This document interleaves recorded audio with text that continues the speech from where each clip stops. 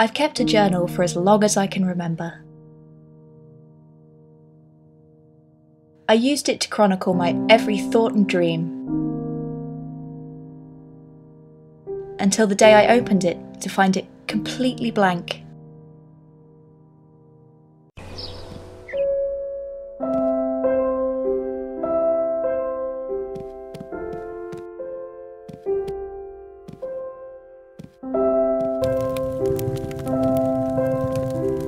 I feel like there's something up with my mother lately. She always means well, but something's off. It's just a feeling.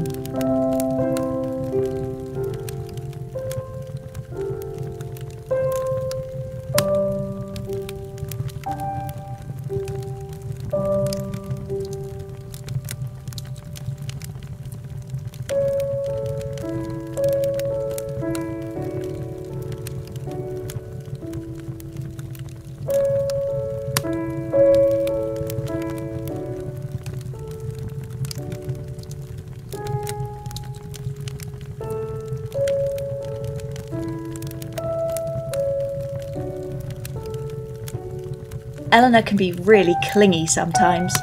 My mum just doesn't understand what that's like, seeing her every day at school.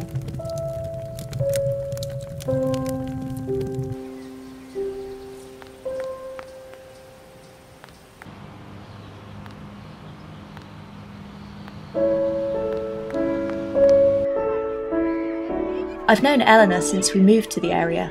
She was my first friend round here, and I think I was probably hers too. We had each other and that's never changed, but even once I started to make other friends, she didn't.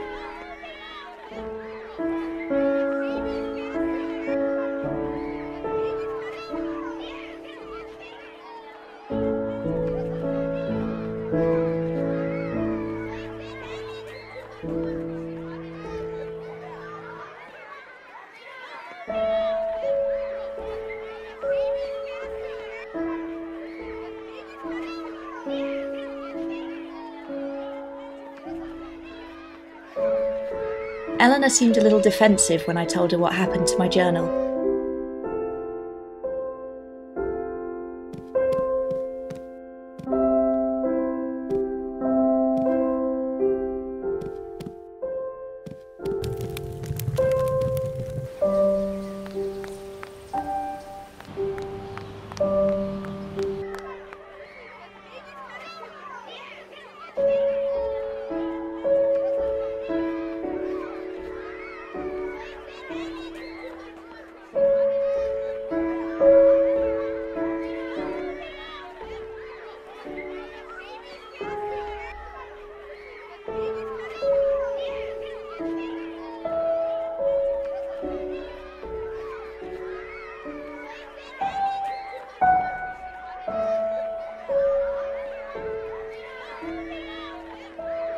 Eleanor overreacted about me telling John she'd broken the window.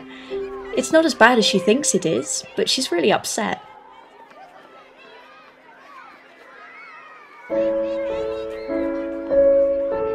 We didn't leave things well after speaking about the window.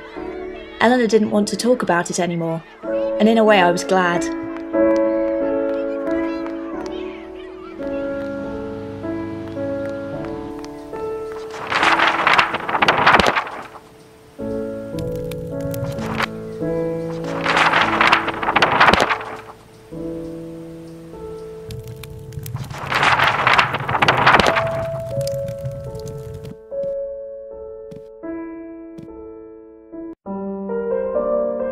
The Girl and the Roller Coaster.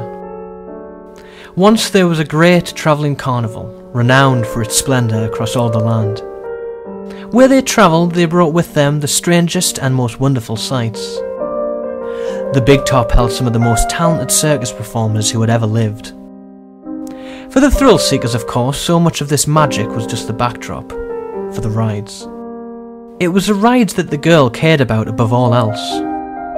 Each year she returned, the ride seemed even more exciting. No more so than the year she was finally tall enough to ride the roller coaster. In her mind she had built it up to something almost unreal, yet wonderfully it did not disappoint. As she got older, life got more complicated. until one year she was so wrapped up in life that she decided not to go. It was months before she realised how a part of her felt empty at having missed it, a sense of loss she couldn't explain.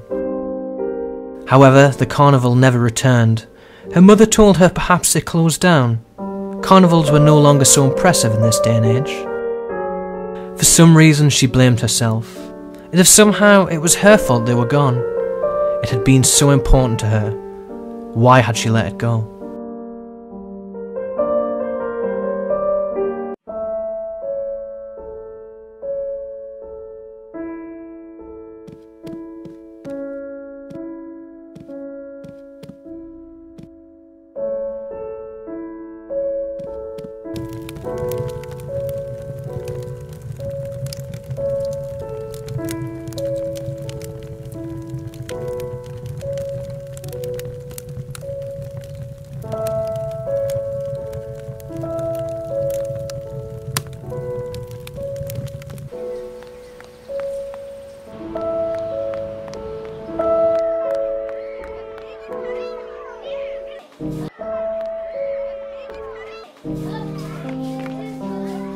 I wish I knew Keith better, but he doesn't talk much about himself. He works really hard, but everyone still likes him.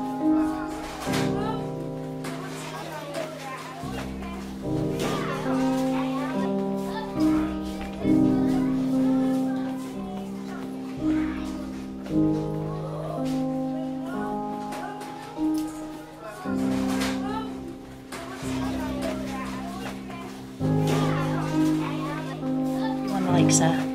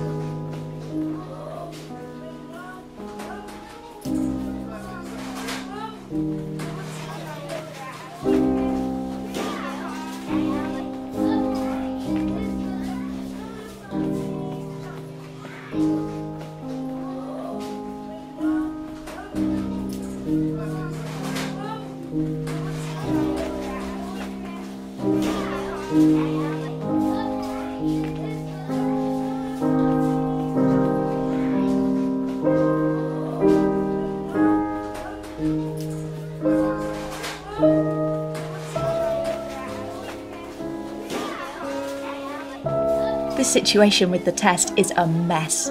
Catherine's too stubborn to ever admit to doing something wrong. Somehow she always manages to turn it around on someone else.